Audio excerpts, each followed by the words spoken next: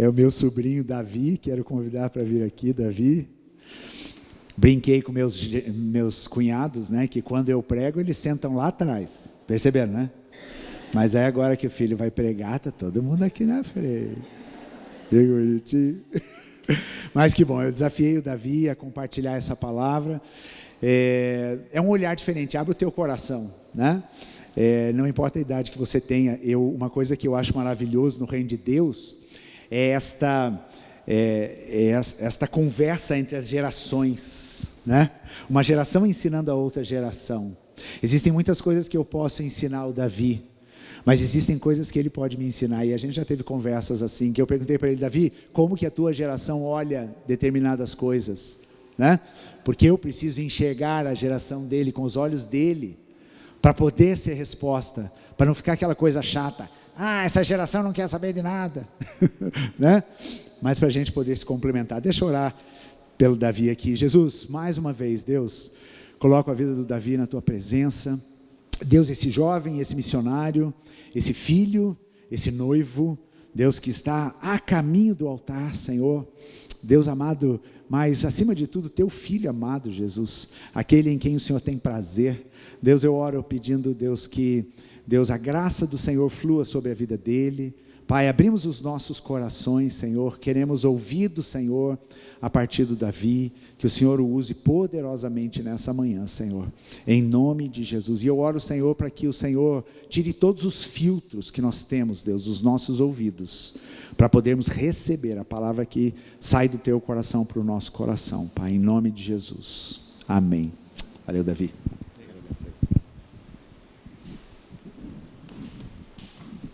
Um bom dia, igreja. Bom dia. Só deixa eu arrumar minhas coisas, porque daí eu fico um pouco menos nervoso, né? Bom, então, primeiro eu queria agradecer também por essa oportunidade, agradecer ao pastor por ter me desafiado a fazer isso, porque por mais que eu tenha uma caminhada missionária, ser filho de missionário e estar nesse contexto, é a primeira pregação em igreja que eu tenho a oportunidade de fazer, então é algo novo para mim. Eu já dei algumas palavras em casas, no contexto missionário, mas na igreja mesmo aqui é a primeira vez, então é uma novidade para mim. E fico feliz de poder fazer aqui na minha igreja, na minha casa. Então, obrigado por essa oportunidade. Antes de começar de fato, eu queria só contar um pouquinho de quem eu sou e por que eu estou aqui, sobre o que eu vou falar. O pastor já falou um pouquinho. Mas, como eu falei, eu sou filho de missionário, a gente está na Jocum, lá do Uberaba, minha mãe e meu pai são missionários desde que eu nasci, então eu estou nesse contexto a minha vida toda. Mas desde sempre eu tinha o sentimento e o amor pela missão, entendendo que eu me tornaria um missionário alguma hora também. Eu até ia bem na escola, gostava de algumas áreas, gostava de matemática e tinha oportunidade para seguir outras carreiras, outra vida. Mas eu sabia que o que eu mais amava é quando eu fazia coisas relacionadas à missão, quando eu estava lá na Jocum, e eu sentia que era aquilo que Deus tinha para mim. Apesar disso, eu entendi que seria importante que eu tivesse uma bagagem acadêmica também, para usar dentro da missão.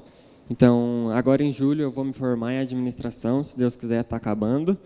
Então, também tenho esse lado, que estou terminando a faculdade, mas também estou no processo de formar minha família dentro de missão. Então, eu ainda não consigo ser missionário em tempo integral por causa da faculdade, mas eu tenho me envolvido ao máximo, porque em outubro, eu e a Luísa, não sei se todos conhecem a Luísa, ela já veio aqui, mas a gente vai se casar e a gente tem o entendimento de que nós continuaremos sendo missionários juntos pela Jocum. Então, desde ano passado eu estou me dedicando ao máximo para me envolver dentro da missão. Então, hoje eu e a Luísa lideramos uma escola missionária de férias chamada Move, focada em jovens e adolescentes a partir de 14 anos. Então, como é nas férias, eu também tenho férias da faculdade, eu consigo liderar essa escola. E uma coisa que eu também, acho que eu não falei nem na célula, é uma novidade, mas algo que a gente tem no nosso coração, tanto eu quanto a Luísa, é de trabalhar com a tradução oral da Bíblia. E nesse mês vai chegar uma equipe lá da África, de São Tomé e Príncipe, e a gente vai estar nessa equipe ajudando na tradução oral da Bíblia para a língua desse povo, porque é uma visão que o nosso fundador da Jocum teve, de entender de que todas as línguas maternas precisam ouvir a palavra na língua materna, aonde eles se sentem mais confortáveis. Então, a gente está nesse processo, é um processo pioneiro de traduzir a Bíblia até através da inteligência artificial, então é tudo novo, e a gente está nesse processo novo aí, e sei que Deus vai nos usar muito com isso. Mas, indo mais em direção à pregação, como eu falei, a gente vai casar em outubro, então eu estou tendo a minha vida mudando bastante, uma perspectiva totalmente diferente, aprendendo nesse processo todo, né? Então, eu queria falar sobre isso, sobre onde a família começa, onde tudo começa. E ela começa num casamento de um homem e de uma mulher. Então, eu queria que a gente abrisse em Gênesis 1, 27 a 28. Vocês podem abrir na Bíblia de vocês ou acompanhar no telão, Gênesis 1, 27 a 28, que fala um pouquinho sobre a criação do homem, da mulher e de como Deus planejou a família, como é um projeto dele.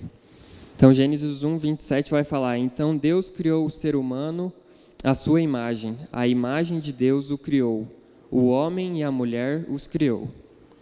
Deus os abençoou e lhes disse: Sejam férteis e multipliquem-se, encham e subjuguem a terra. Então aqui ele está mostrando de que ele criou o homem e ele criou a mulher. E ele ainda deu uma missão para o homem e para a mulher. Eu já vou falar um pouquinho mais sobre essa missão, mas vamos abrir um pouquinho mais para frente em Gênesis 2, 24. Pode ser 2, 21, na verdade.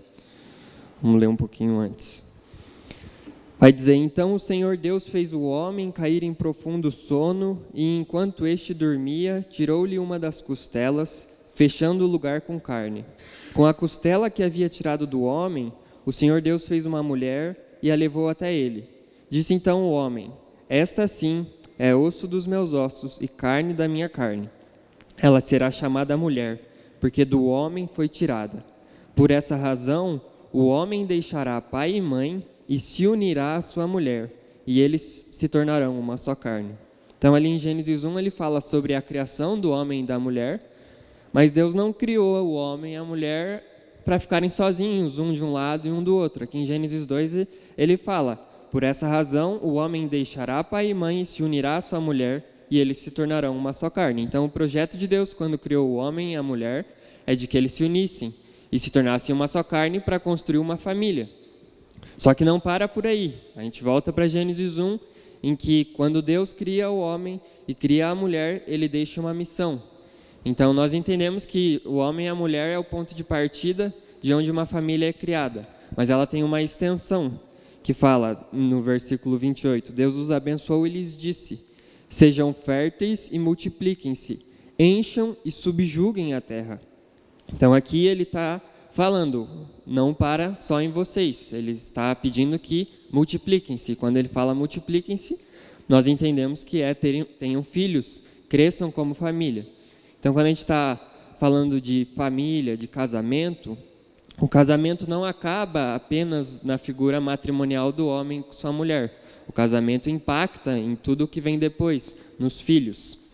E em relação a isso, o tema da pregação até é casamentos imperfeitos, famílias imperfeitas, mas eu não queria perder alguns de vocês, então eu queria explicar que essa pregação não é só para você que é casado, até porque nem eu sou casado ainda, então nem eu sei o que eu estou falando, é o Espírito Santo que está falando aqui.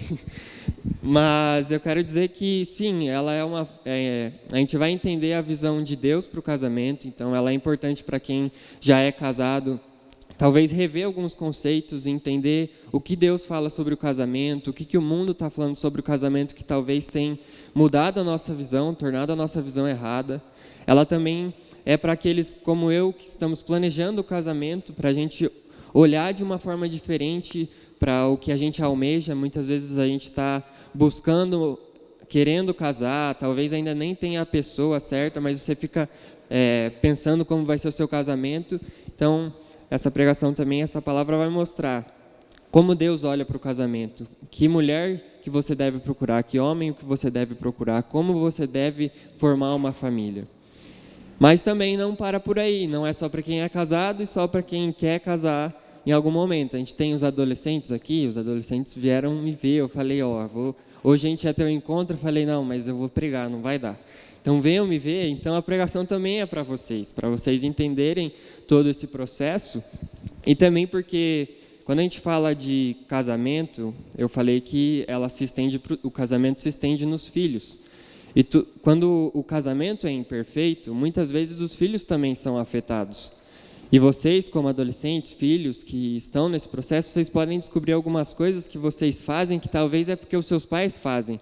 Talvez é o modelo que os seus pais mostraram para vocês. Então, é uma forma da gente ver tudo isso. Então, a pregação é para todo mundo. Não pense que é só para quem é casado. Ela, em nome de Jesus, vai abençoar a todos vocês.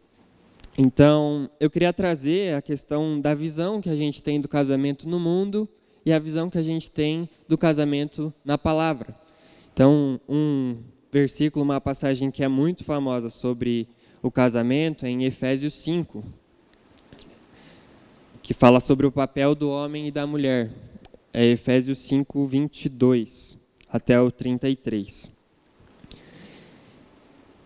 É até que versículos que às vezes causam polêmica, causam discussões, as pessoas talvez não entendem da melhor forma, mas eu não quero entrar nesse mérito, eu quero mostrar aqui o que Deus está falando que Ele tem como ideia de casamento.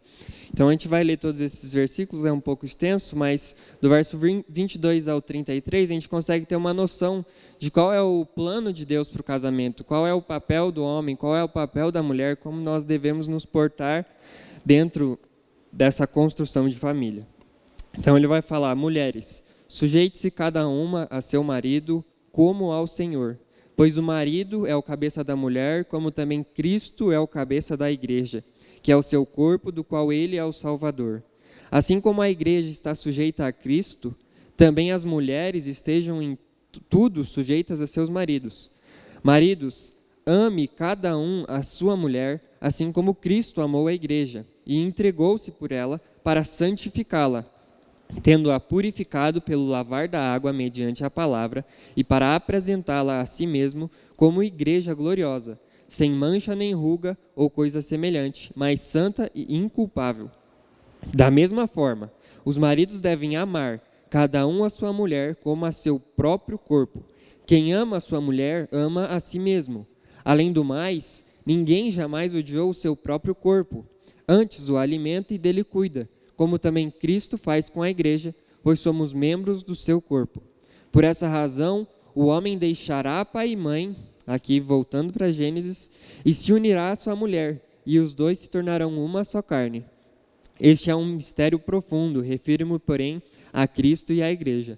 Portanto, cada um de vocês também ame a sua mulher como a si mesmo, e a mulher trate o marido com todo respeito.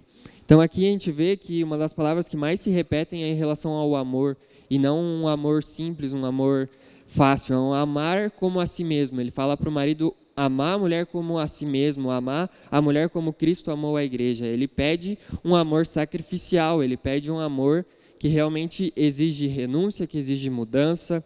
Ele pede que a mulher trate o marido com todo respeito, que se sujeite-se cada um ao seu marido como se sujeita ao Senhor.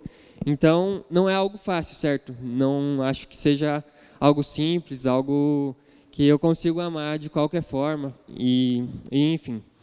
Mas trazendo para a visão do mundo, quando eu e a Luísa, um pouco antes da gente noivar, a gente queria ler um livro juntos. E daí a gente foi ler o livro do Timothy Keller, que é O Significado do Casamento. E foi muito bom, assim, na verdade a gente não terminou, a gente tinha que voltar a ler para terminar, mas lá ele fala sobre essa visão do mundo, sobre o casamento, de como o mundo tem buscado o casamento como algo que traz satisfação pessoal, que traz é uma forma de alcançar os seus próprios objetivos e é uma forma de encontrar alguém que te agrade. Então, as pessoas estão atrás daquela alma gêmea perfeita, daquela pessoa que vai se enquadrar no padrão dela de mulher, no padrão dela de homem, no padrão de marido, de esposa. Então, quando as pessoas olham para o casamento, elas estão buscando essa pessoa. Uma pessoa que não vai exigir nenhuma mudança na vida dela, que não vai exigir nenhuma renúncia, que vai simplesmente fazer tudo o que eu quero, que vai ser assim do jeito que eu quero.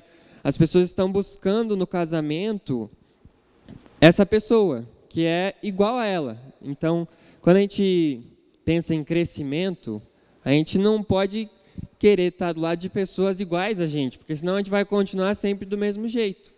Mas as pessoas estão buscando isso, buscando uma facilidade, buscando alcançar objetivos pessoais, satisfazer os próprios prazeres. As pessoas buscam o casamento apenas para satisfazer desejos, prazeres próprios dela.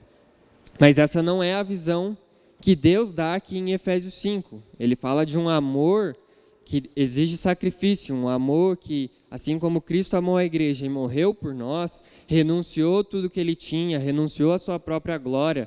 Lembrei agora do Igor fazendo o teatro aqui, de tirando a coroa, ele tirou essa glória dele para ir lá e amar a igreja. Então nós precisamos fazer isso com as nossas esposas, renunciar às nossas próprias vontades, renunciar a tudo aquilo que nós queremos para viver algo muito maior. E trazendo essas duas visões do que o mundo tem olhado para o casamento e do que a palavra de Deus fala, eu queria que a gente refletisse sobre aonde está a nossa visão. A gente sabe que como igreja a gente quer seguir o que está aqui na palavra, a gente acredita no que está escrito aqui na palavra, mas nem sempre é fácil, nem sempre nós conseguimos.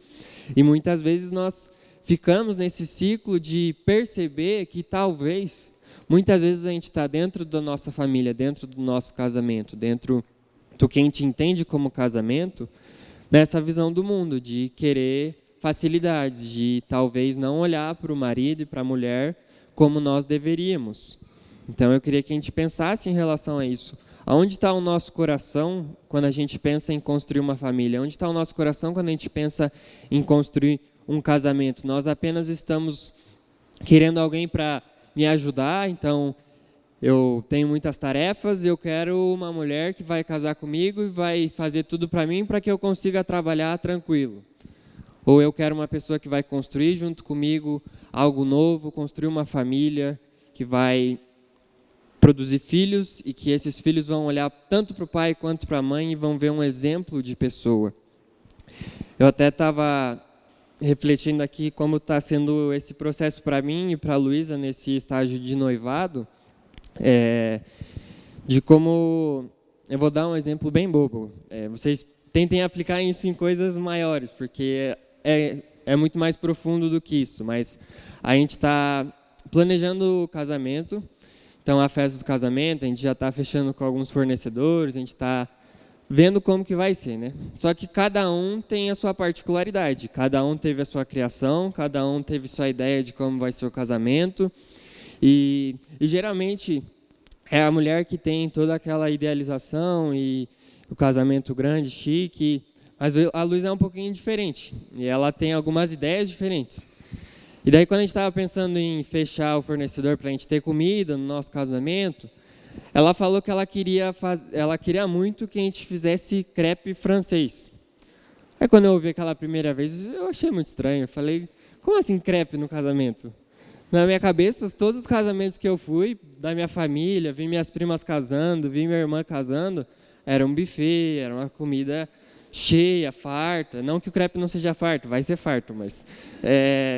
eu achei estranho na primeira vez que ela me falou. Eu falei, cara, que é isso? O que você está querendo? Mas aí eu comecei a refletir e pensar, tá, mas por que eu não vou querer esse crepe? Por que eu vou falar não para ela? Por que eu quero tanto esse buffet? Na verdade, eu nem queria tanto buffet. Foi só porque a minha vida inteira eu vi que era buffet. Então, para mim, era o que tinha que ser, né? Tem que ser normal, é um casamento, gente. Então, mas aí eu fui refletindo e pensando... Não tem por que eu não permitir ela ter um crepe no casamento, que é algo que ela quer muito. Não tem por que eu querer segurar essa minha vontade de ter o buffet só porque é assim que sempre foi, é assim que foi dentro da minha família.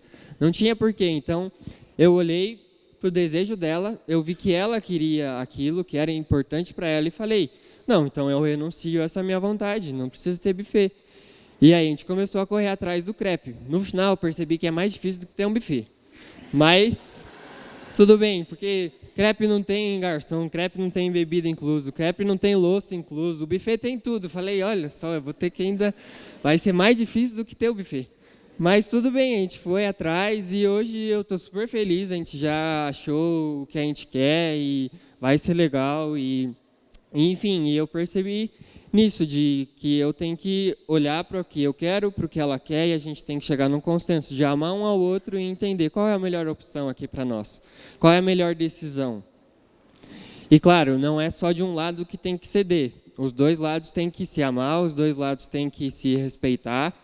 E até teve uma outra situação que ainda é mais simples ainda, mas ela estava pensando na decoração, né? E tem 2 cores no casamento.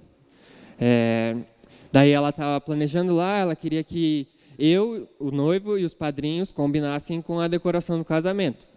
Aí, como eu falei, tem 2 cores. Aí ela queria que eu usasse a gravata daquela cor, mas eu estava pensando, não, eu queria essa outra cor do casamento para mim.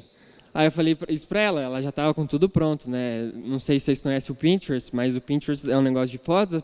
Todas as mulheres que vão casar estão fazendo uma pasta do casamento. Então já tinha tudo pronto lá, né?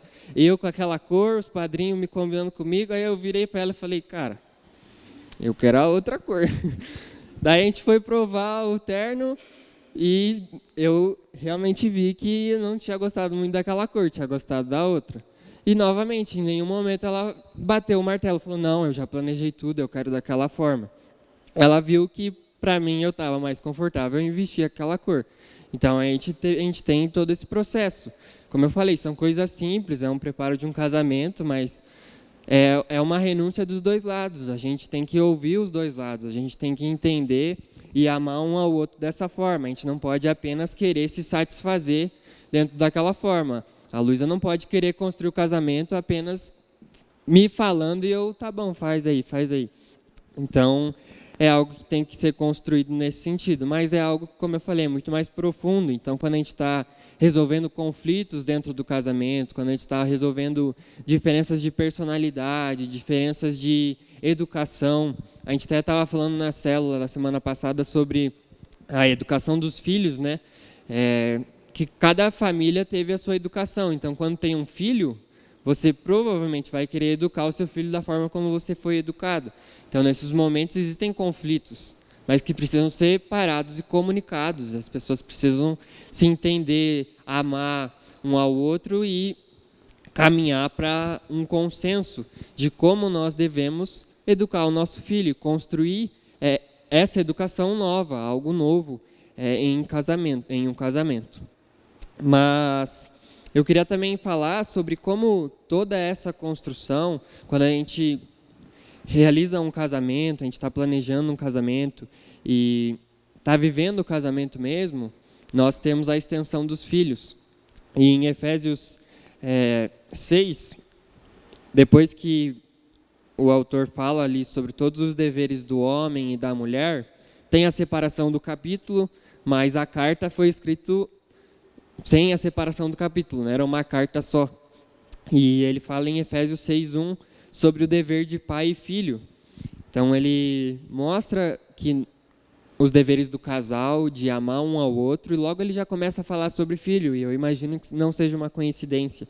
Então Efésios 6:1 ele vai falar: Filhos, obedeçam a seus pais no Senhor, pois isso é justo. Honra teu pai e tua mãe. Este é o primeiro mandamento com promessa, para que tudo te corra bem e tenhas longa vida sobre a terra. Pais, não irritem seus filhos. Antes, criem-nos segundo a instrução e o conselho do Senhor. Então aqui ele está falando sobre qual é o dever do pai e o filho dentro de uma família. E eu imagino que, como eu falei, não é uma coincidência. Quando nós cumprimos o nosso papel dentro de um casamento, nós vamos refletir isso na vida dos nossos filhos, nós vamos refletir isso dentro da educação que eles têm. Porque pensa, se você resolve um conflito de uma forma e o seu filho vê aquela forma, aquilo é um modelo para ele. Então, quando nós temos, por isso é o tema da mensagem, quando nós temos casamentos imperfeitos, nós temos famílias imperfeitas. Quando nós temos erros dentro do nosso casamento, é muito provável que isso vai refletir na vida dos nossos filhos. Então, muitas vezes a gente não, porque eu não estou casado ainda, mas pessoas casadas ficam pensando, por que meu filho é assim? Por que eu não estou conseguindo educar ele dessa maneira? Por que quando algo dá errado ele reage tão mal? Muito provavelmente, o modelo é eu mesmo, ou eu e meu esposo, como eu e minha mulher, como a gente tem reagido aos nossos problemas, como a gente tem reagido à resolução de conflitos. Então, talvez, meu filho não quer ir para a igreja, meu filho não quer participar de nada que tenha a ver com Deus. Mas aí, quando você olha, todo domingo ou sábado à noite, vocês ficam pensando, será que a gente vai? Será? Estou cansado. Ele vê como se aquilo fosse algo ruim. Os pais estão achando que o cansaço é maior do que ir para a igreja. Então, quando a gente está falando de casamentos imperfeitos, a gente pensa que isso engloba a família inteira, todos os filhos em relação a isso. E eu trouxe 2 exemplos de famílias dentro da Bíblia que mostram esse impacto que um casamento mal feito, conflitos não resolvidos, ou, enfim, podem resultar num processo que é quase infinito na descendência, não só no filho. Mas eu trouxe o exemplo de Davi, porque Davi teve várias esposas.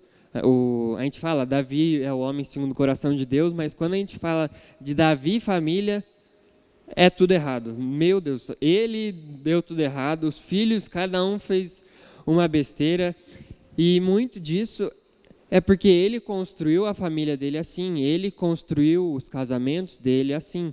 Então a gente vê Davi olhando para Batseba, que era uma mulher casada, desejando ela e cometendo adultério com aquela mulher. E não só isso, quando ele percebe que ela está grávida, ele ainda manda matar o esposo dela para se livrar de qualquer problema. Então vou esconder o meu problema aqui e vai dar tudo certo. E daí depois a gente vê tudo que isso desencarrega dentro da família dele. Porque os filhos, existem várias histórias dos filhos deles que resultaram em problemas que a gente vê que também eram problemas de Davi. Então, quando Davi adulterou, foi um pecado de imoralidade sexual. E depois nós vemos que um dos filhos, Aminon, estuprou a própria irmã, meia-irmã, mas da mesma família. Ele desejou, assim como Davi tinha desejado, e falou, vem aqui que eu quero me deitar com você. Ela não aceitou e mesmo assim ele cometeu o pecado naquele momento. E não para por aí. Assim como o pecado de Davi resultou também numa morte, Aminon estuprou Tamar e outro irmão de Tamar, que era Absalão, como vingança, depois de 2 anos, foi lá e matou o próprio irmão. Então, da mesma forma, como que resolveu o conflito? Matando. Não sei resolver conflito de outra maneira, não sei lidar com perdão, não sei lidar com resolver conflitos. Eu vou matar, que é mais fácil. Claro que, hoje em dia, eu acho que esses não são nossos problemas, né? Em nome de Jesus, a gente não está pensando em matar ninguém, mas a gente vê dentro da Bíblia um exemplo de um homem segundo o coração de Deus, que construiu a família de uma forma errada, um casamento de uma forma errada, e como isso resultou em um processo totalmente ruim para os filhos dele. Em nenhum momento a gente vê Davi também tentando controlar aquela situação. Quando ocorre o abuso do irmão pela irmã, Davi não toma nenhuma atitude para resolver aquilo. E, enfim, a gente percebe como é necessário essa construção do casamento para que os filhos tenham uma boa educação. Também tem a história de Abraão e Sara, que tinham sido prometidos a ter um filho. Deus já tinha falado para eles que eles teriam, e eles começaram a duvidar. E aí chegou a brilhante ideia de entregar a Agar, para Abraão ter seu filho. Sara achou que não ia conseguir ter o filho e falou, pega Agar, a minha serva, e tenha seu próprio filho. E Abraão, novamente, também não teve nenhum pingo de consciência de pensar, será que se Deus prometeu que eu vou ter filho com Sara, por que eu vou ter com Agar? Então faltou ali uma comunicação de Abraão com Sara, faltou ali um amor entre eles, de entender que Deus tinha um plano para eles, mas eles foram e tiveram um filho, Abraão e Agar. E quando a gente vê o resultado de tudo isso, é que quando Ismael nasce, Sara e Agar, que imagino que não tinham nenhum problema, começam a ter rejeição entre elas. Então, Agar e Sara começam a se olhar estranho, ter uns ciúmes rolando ali. E quando a promessa de Deus acontece e Isaac nasce através de Sara, ainda tem um conflito entre os irmãos, que Ismael começa a olhar para Isaac e não gostar, e Sara começa a ficar com medo de Ismael tomar as promessas de Isaac. E, enfim, cria-se uma rivalidade, porque foi um problema mal resolvido dentro de um casamento, que resultou dentro da vida dos próprios filhos. Então, por isso que eu quero que a gente pense nisso tudo, de como nós estamos vendo o casamento, como nós estamos vendo a construção de uma família, se a gente tem visto como uma visão de mundo ou como uma visão de que Deus nos deu. Nós estamos amando, nós estamos respeitando, nós estamos construindo algo juntos que envolve renúncia, que envolve mudança, que envolve resolução de conflitos, ou nós estamos querendo apenas nos satisfazer, nós estamos aqui apenas pensando nos nossos próprios desejos, nos nossos próprios prazeres, o que a gente tem pensado e como isso acarreta dentro da nossa família, como nossos filhos estão sendo criados através disso. Eu queria também abrir a oportunidade para, através dessa pregação, não quero criar conflitos nas famílias, mas pensar, talvez você, filho, agora vai... Eu estava vendo um podcast lá do Jesuscope, não sei se todo mundo conhece o Jesuscope, mas eles fazem muitos podcasts cristãos. E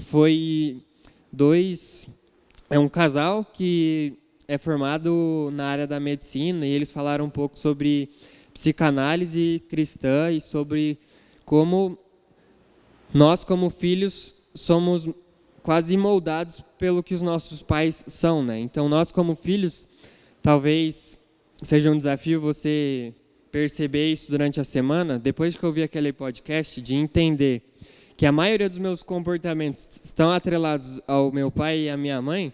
Tudo que eu fazia, eu parava, olhava para mim e falei, caraca, isso aqui é a minha mãe, não sou eu não. Caraca, isso aqui é o meu pai, que eu estou fazendo igualzinho. Nossa, essa cara que eu estou fazendo igualzinho no meu pai. Depois que eu ouvi aquele podcast, meu Deus, passei 2 semanas só pensando nisso. E percebendo quão real é isso, de que os nossos comportamentos, a forma como a gente lida com problemas, a forma como a gente vive a nossa vida, é muito baseada na figura do nosso pai e da nossa mãe. E claro que existem coisas muito boas que a gente vai desenvolver, mas a parte ruim também vem. A parte ruim também acaba chegando em nós e a gente tem que lidar com isso. E queria até trazer como um desafio para vocês perceberem como família, o que está sendo levado para os filhos que não tem sido bom dentro do meu casamento. Ou filhos, se vocês perceberem, vocês podem até chegar para os seus pais e falar, pai, por que eu faço isso? Por que você faz isso? Será que essa é a forma que Deus nos falou para fazer? Será que essa é a visão que Deus tem para o casamento? Será que é dessa forma que Ele quer?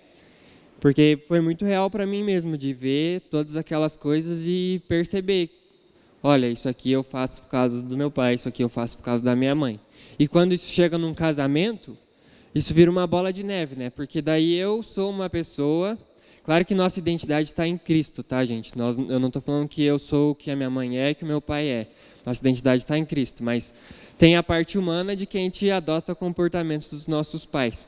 Então, quando eu casar com a Luísa, eu vou ser uma pessoa que é influenciada por outras 2 e ela é uma outra pessoa influenciada por outras 2.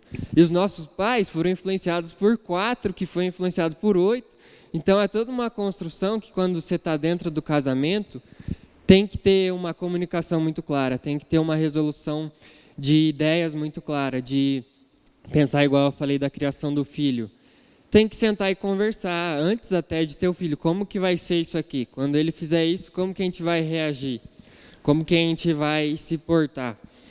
Dentro da nossa casa, como vai ser?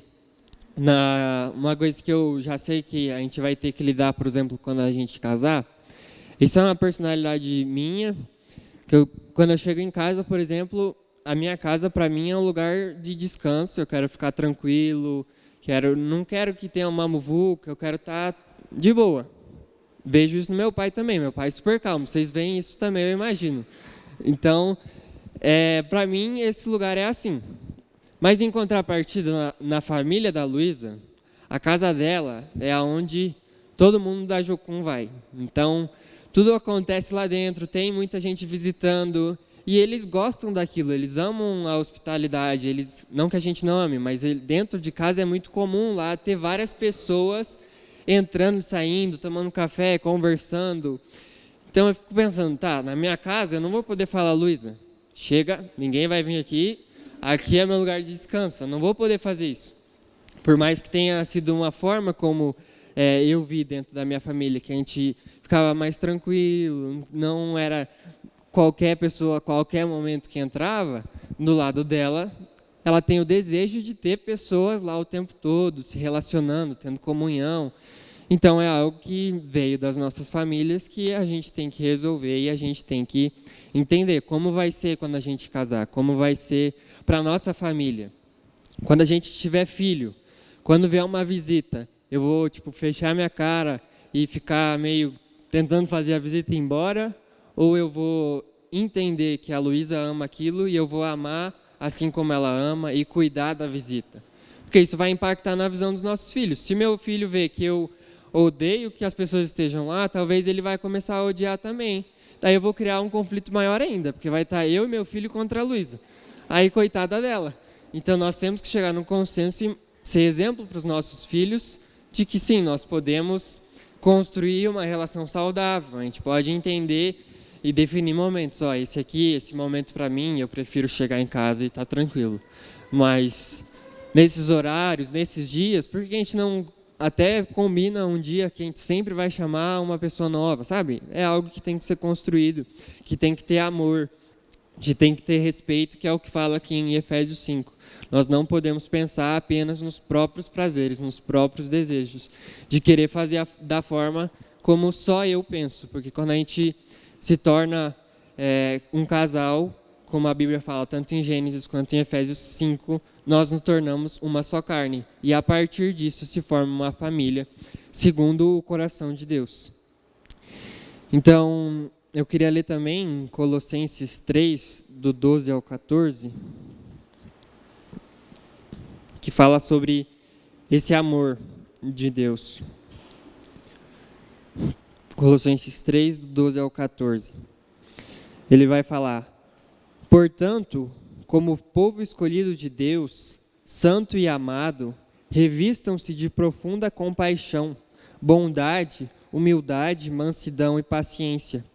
Suportem-se uns aos outros e perdoem as queixas que tiverem uns contra os outros. Perdoem como o Senhor lhes perdoou. Acima de tudo, porém, revistam-se do amor, que é o elo perfeito. Então, é uma carta destinada a toda a igreja naquele momento, mas que a gente pode aplicar dentro da nossa família. Precisa haver compaixão, bondade, humildade, mansidão, paciência, suportar uns aos outros, perdoar uns aos outros e se revestir, primeiramente, do amor de Deus. Então, quando nós amamos nosso cônjuge, quando nós amamos os nossos filhos, com o amor de Deus, nós construímos uma família não imperfeita. Claro que, por sermos humanos, acaba tendo imperfeições, mas quando a base é o amor de Deus, nós conseguimos chegar num lugar muito melhor, porque o amor de Deus é um amor, como eu falei, que houve sacrifício, que houve renúncia, que houve até mesmo dor. A gente vê Jesus sofrendo dor física aqui na terra por nós, porque Ele nos amava e Ele desejava criar novamente aquela relação entre nós e Deus que a gente tinha perdido lá atrás por causa do pecado. Então, que nessa semana você possa refletir sobre isso, onde eu tenho construído a minha família, onde eu tenho construído o meu relacionamento, como ele está hoje, como eu posso melhorar, ou se você ainda não é casado, como eu falei, como eu tenho pensado no casamento, como eu tenho idealizado na minha cabeça, como eu posso mudar essa concepção, como eu posso realmente entender de que eu não vou achar uma mulher ou um homem que vai se encaixar em tudo que eu penso. É até melhor que eu encontre uma pessoa totalmente oposta, que vai me fazer crescer, porque quando eu identifico falhas na minha vida, provavelmente ela pensa de uma outra maneira que ela vai poder me ajudar a crescer nessa falha. Então nós crescemos juntos como casal, como indivíduo. Ou se você é um filho, você também pode pensar em como você tem agido, como você tem lidado com os seus pais, que coisas você deseja mudar, que você pode conversar com os seus pais e pensar, vamos conversar sobre esse problema que a gente tem como família, vamos conversar sobre como isso tem impactado negativamente toda a nossa família. E é essa palavra que eu queria deixar. Acredito que eu fui até um pouco breve, mas eu espero que tenha alcançado o coração de vocês. Não pensem nisso como um conselho meu, porque como eu falei, eu ainda nem casei, então eu provavelmente não sei metade das coisas que vocês como casais já passaram, mas que foi algo que o Espírito Santo tenha trazido ao coração de vocês. Então eu queria finalizar orando. Deus, muito obrigado, Senhor, por essa oportunidade de a gente ouvir, Senhor, a sua palavra e entender qual é o seu desejo, Deus, na construção de famílias. O que o Senhor idealiza, Deus, o que o Senhor pensa, o que o Senhor nos leva a pensar sobre construir um casamento, sobre construir uma família, frutificar dentro da nossa família, Deus. Como o Senhor quer que nós nos amemos uns aos outros, Pai, que renúncias, que mudanças, Pai, o que a gente deve mudar, Pai. É muito bom entender tudo isso, Pai, e entender que através do seu amor, Deus, que é o elo perfeito, como diz ali em Colossenses, nós conseguimos viver essa vida, Pai, nós conseguimos ter mansidão, nós conseguimos resolver os nossos conflitos, nós conseguimos perdoar, Deus, nós conseguimos, Senhor, realmente praticar tudo aquilo que o Senhor deseja que nós pratiquemos, Deus. Eu oro para que, se há algum erro, Senhor, algum conflito mal resolvido dentro de casamentos aqui dentro, Pai, que isso seja resolvido, Deus, que isso não afete a criação dos filhos, que isso não afete, Deus, como os filhos veem a palavra de Deus, como os filhos veem o casamento, Deus, que isso realmente seja resolvido da melhor forma, Deus, como família mesmo, Deus, que nós não caiamos nessa ideia do mundo, de que nós precisamos, Deus, alcançar apenas os nossos próprios objetivos, que a gente não caia nessa ideia de querer buscar uma satisfação pessoal, um prazer próprio, Deus, mas entender que quando nós construímos família, nós estamos nos tornando uma só carne com aquela pessoa que nós estamos casando. Então, nós precisamos, sim, envolver Jesus, renúncia, mudança e deixar os nossos desejos, muitas vezes, de lado para crescer e para amar aquela outra pessoa, Deus. Eu oro pedindo que durante essa semana a gente possa refletir sobre isso e que o Seu Espírito Santo possa estar falando aos nossos corações, nos mostrando essas coisinhas que nós precisamos mudar, essas ideias que nós temos pré-concebidas dentro da nossa mente que talvez não estejam de acordo com a Sua palavra, Pai. Em nome de Jesus, Pai, muito obrigado, Pai. Amém.